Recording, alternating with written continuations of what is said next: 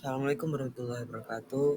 Perkenalkan, nama saya Arif Zaki Habibi dengan NIM 122 21006 dan teman saya M. Reno Pranata dengan NIM 122 2100076. Kita adalah mahasiswa Teknik Sipil Institut Teknologi Sumatera semester 5. Kali ini kita akan mempresentasikan penulangan plat. Yuk, kita mulai saja presentasi kali ini. Yang pertama ada penulangan manual. Plat yang digunakan dalam perencanaan bangunan pada tugas besar kali ini adalah jenis plat dua arah, sehingga penulangan didesain untuk dua arah pula. Untuk penulangan pada tiap arah akan dibagi lagi menjadi dua, yaitu lajur kolom dan lajur tengah. Hal ini dikarenakan plat yang dekat dengan kolom memiliki inersia lebih besar dibandingkan plat pada sisi tengah, sehingga memiliki kekakuan yang lebih besar, yang otomatis akan memikul beban yang lebih banyak. Berikut merupakan ilustrasi lajur dan lajur kolom. Berikut merupakan prosedur perhitungan yang dilakukan pada tugas besar ini. Parameter penulangan plat kali ini ada panjang plat arah sumbu 1 ya, atau kita sebut L1 sepanjang 4500 mm. Panjang plat arah sumbu 2 atau bisa kita sebut L2 dengan panjang 3500 mm. Lalu ada tebal plat setebal 130 mm, ada diameter tulangan 10 mm, selimut bersih atau CC 25 mm, tebal efektif penampang 90 mm, kuat tekan beton atau FC Aksen sebesar 20 MPa, kuat leleh tulangan sebesar 400 MPa. Modulus elastisitas beton yaitu 21019. Beta satunya ada 0,85 dan tetanya ada 1. Selanjutnya ada perhitungan beban. Beban yang ditinjau hanyalah beban merata yang diterima oleh plat saja. Beban dinding dan beban tangga dianggap langsung diterima oleh balok tanda didistribusikan ke plat. SIDL dan LL diambil berdasarkan fungsi bangunan tiap lantai, sedangkan DL dihitung dengan rumus berikut. QU sama dengan 1,2 dalam kurung DL ditambah SIDL ditambah 1,6 LL dan mendapatkan hasil sebesar 8,160 kN per meter kuadrat. Ada juga rumus beban mati yaitu tinggi plat dikali berat jenis beton dikali lagi dengan gravitasi. Ini ada rumus untuk perhitungan momen statis total yaitu QU dikali 12 dikali ln 2/8. Selanjutnya ada menentukan distribusi momen arah transversal. Berikut menentukan distribusi momen arah transversal. Bisa dilihat lapangan X ada 27,0, lapangan Y 20,3, tumpuan X ada 62,3, tumpuan Y ada 55,3. Selanjutnya ada ini rekapitulasi perhitungan penulangan plat. Ada gaya dalam, penulangan lentur. Selanjutnya ada momen positif di M22, ada momen negatif di M22, dan juga ada tulangan minimum. Ini ada lenturan arah sumbu 1, ada lanjutan arah sumbu 2. Nah, ini adalah perhitungannya. Pada momen positif M11 atau pada tulangan lapangan bawah arah sumbu X mendapatkan spasi maksimum sebesar 240 mm. Jumlah tulangan negatif pada tumpuan ada 10. Jarak bersih antar tulangan 190 mm. AS pasang 392,669 mm kuadrat dan ada AS min sebesar 240 dan AS min ketika F lebih besar dari 420 MPa dapatnya 226,800. Terus ada tinggi balok beton setinggi 9,20 240 mm, kapasitas lentur 11,84,1 kN, lokasi garis netral pada 10,871 mm, regangan tulangan tarik sebesar 0,019, faktor reduksi sebesar 0,900, kapasitas lentur terreduksi sebesar 10,657 kN per M. Selanjutnya ada momen positif di M22 pada tulangan lapangan bawah arah sumbu Y.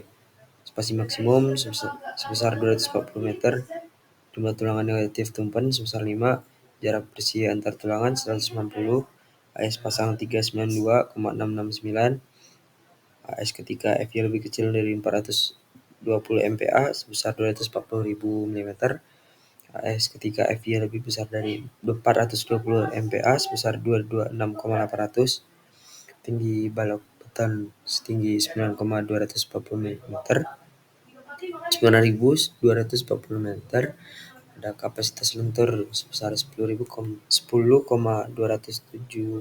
kN, lokasi garis netral 10,871 mm, regangan tulang tarik sebesar 0,19, faktor reduksi 0,900, kapasitas lentur terreduksi 9,243 kN.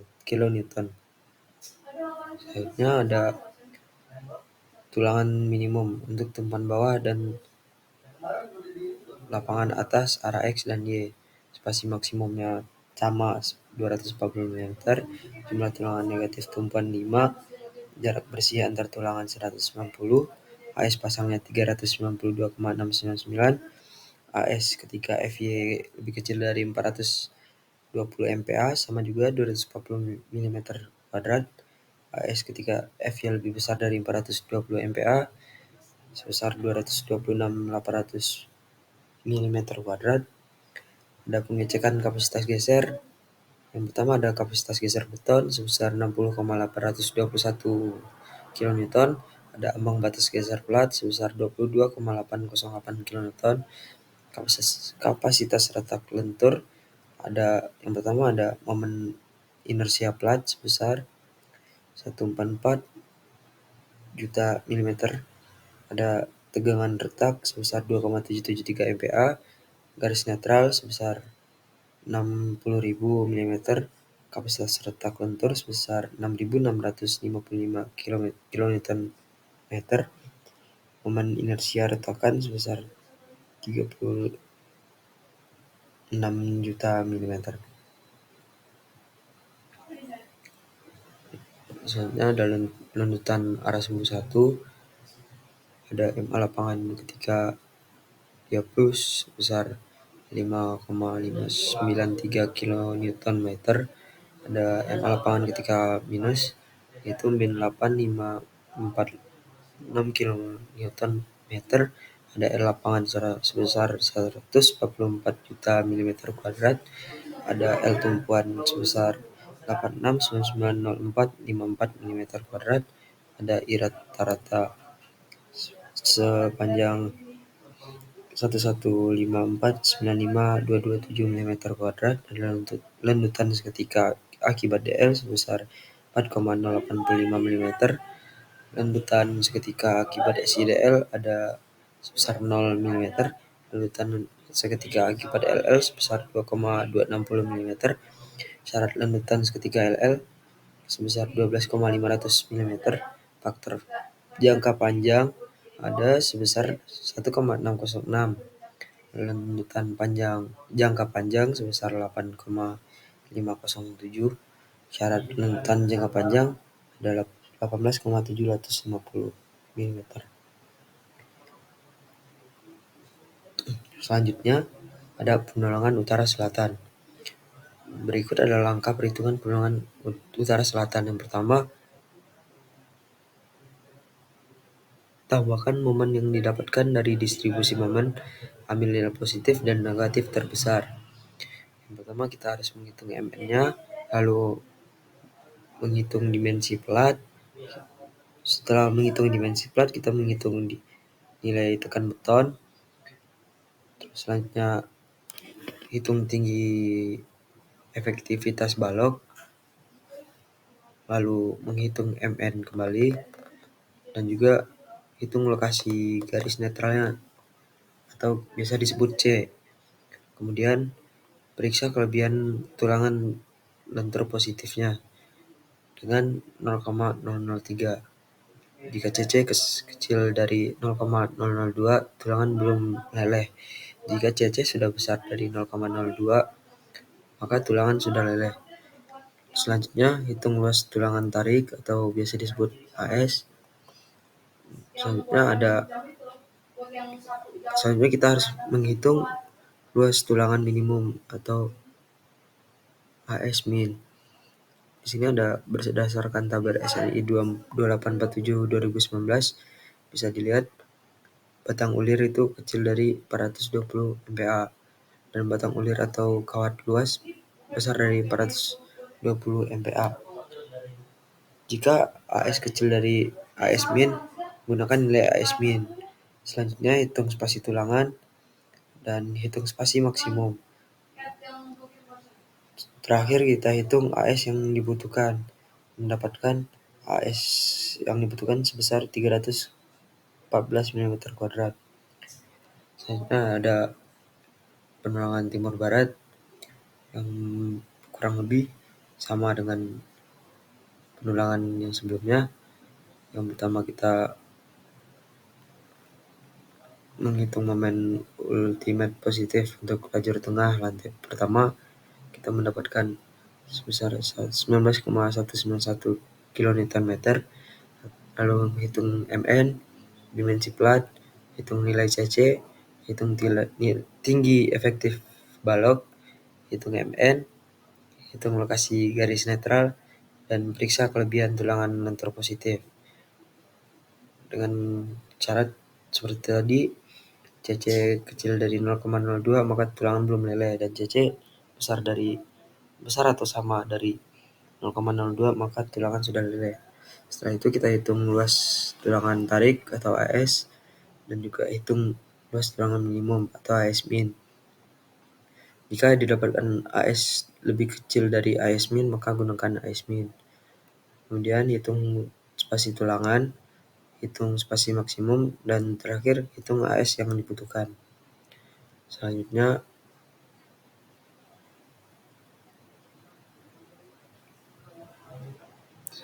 kita bisa masuk ke aplikasi Etaps. Selanjutnya mungkin akan dijelaskan oleh teman saya, yaitu Reno Pranata. Pada Reno, saya persilahkan. Selanjutnya untuk penulangan di etap sendiri, yang pertama step yang harus kita lakukan yaitu mengubah grid system untuk memudahkan kita dalam membagi jalur tengah dari kolom tersebut. Caranya kita klik edit, setelah itu kita ke edit source and grid system, kita pilih G1, habis itu kita klik modify atau show grid system. Setelah kita sesuaikan ukuran dengan penambahan berdasarkan hasil perhitungan tadi, selanjutnya kita menggambarkan lajur kolom dan lajur tengah dengan menggunakan similar stories. Di mana di similar stories ini kita akan memunculkan dialog box di mana step layer yang A itu menunjukkan arah E dan W, dan step layer B menunjukkan arah MS. Setelah terjadi pembagian berdasarkan arah NW dan NS, selanjutnya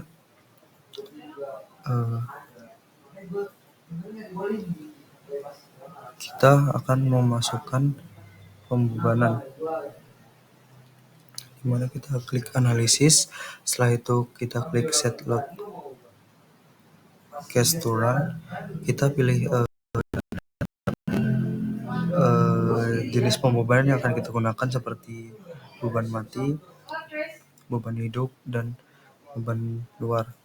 Selanjutnya kita mengecek bahwa konkret slab design yang preferensi yang kita gunakan sudah menggunakan kode ACI 21814 dengan cara mengklik select, setelah itu kita ke properties dan ke slab sections. Selanjutnya untuk penulangan pada tabs, kita kita blok balok arah X dan Y. Setelah itu kita klik select, properties, terus ke frame sections. Setelah semua jenis balok terpilih, kita klik OK, kemudian kita ke view dan make select object invisible. Selanjutnya setelah selesai, kita gunakan cover sebesar 20 mm dan lebar material baja tulangan sebesar 420. Setelah itu kita klik OK untuk meninjau strip NS dan EW-nya.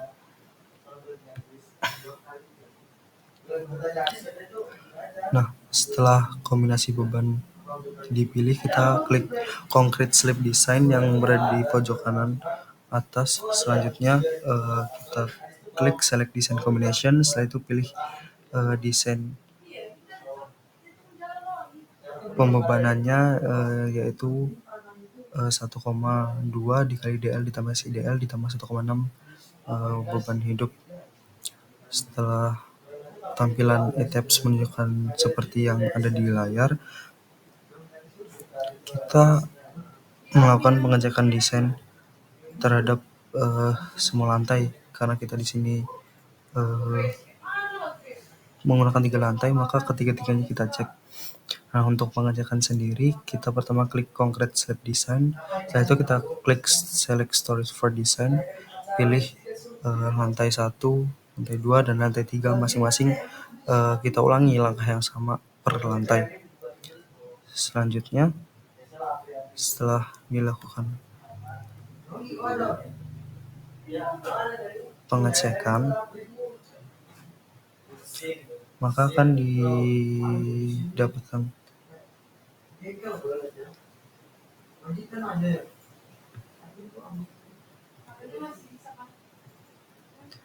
Nah, setelah kita klik ke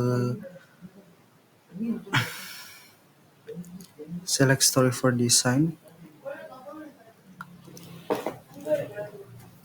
akan muncul tampilan seperti yang ada di layar. Kita pilih lantai berapa yang akan dilakukan untuk pengecekan. Nah, untuk pengaturan output tabelnya sendiri, seperti biasa kita klik concrete slab design, habis itu kita klik display flexual design. Terus pada bagian reinforcing display data, kita pilih show total rebar area for strip. Setelah itu kita klik OK. Nah, ini untuk perbandingan data manual ETABS yang kita dapatkan dari hasil running plat lantai kami. Kurang lebih seperti ini. Dan untuk hasil penulangan kita dimana bisa mengecek perbandingan ini, pertama kita klik show tables atau CTRL-T. Setelah itu kita ke desain data. Setelah itu kita ke concrete slab design output. Nah, setelah itu kita pilih yang concrete slab summary data, pilih centang, lalu concrete slab design summary. Kita ke concrete slab design overrides, lalu klik OK dan ambil nilai pada kolom FTOP amin dan FBOT amin yang paling maksimum di setiap lantai untuk jenis lajur tengah dan kolom dengan peninjauan arah NS dan EW-nya. Kurang lebih seperti itu yang bisa kami jelaskan di tahap penulangan plat ini. Kurang dan lebihnya kami mohon maaf. Kami ucapkan terima kasih. Wassalamualaikum warahmatullahi wabarakatuh.